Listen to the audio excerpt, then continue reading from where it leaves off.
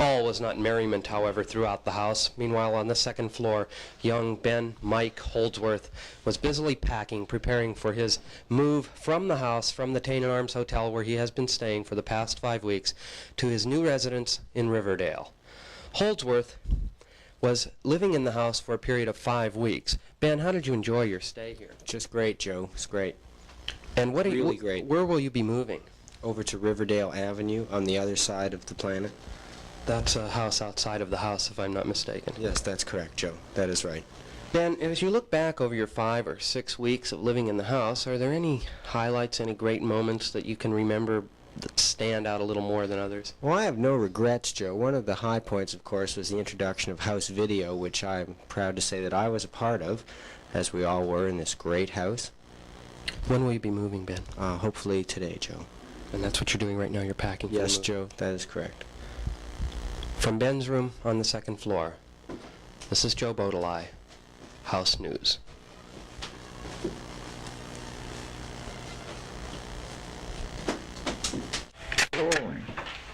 Proper kitchen appliances and tools have not always existed in the kitchen, such as knives and cutting boards, which have so long been an inferior quality in the kitchen. Until recently, that is, when Stephen Radlower of the second floor has become quite interested in purchasing new, higher quality tools for the kitchen. Steve, you recently purchased a new knife, is that right? I bought this knife for use in the kitchen. This is the new knife I got. How much did it cost, Steve? It cost nearly $20, Joe, in a store that was going out of business. It would have cost $26. What has been the problem with the knives we've had in the kitchen up till now? Well, I have one right here. This is what we've been using as a knife, but it's what you call a bread knife. It's got your serrated edge on it. Can you see? And it's been used for vegetables, you say? Can you see? People have been using this for everything from cream cheese to butter to veggies to I've sliced tofu with it.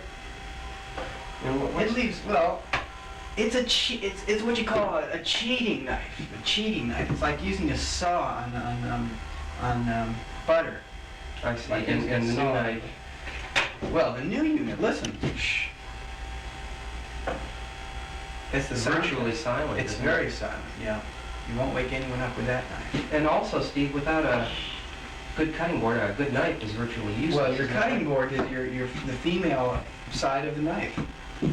And you've recently purchased a new cutting board. Well, sure. I wouldn't go buy a knife. That would be like buying Could you describe the board to me? Yeah, it's your basic chunk of wood. It's your big chunk of wood. It's hard wood. And how much did it It's not arborite. How much did it cost? This cost also in the same neighborhood as this, $20, $18. So therefore, an expenditure of nearly $40 has been made. Well, yeah. For the kitchen. I also bought your knife. Well, yeah, for the kitchen. I don't know if I want to let everyone use it. From the kitchen, this is Joe Bodeli, House News.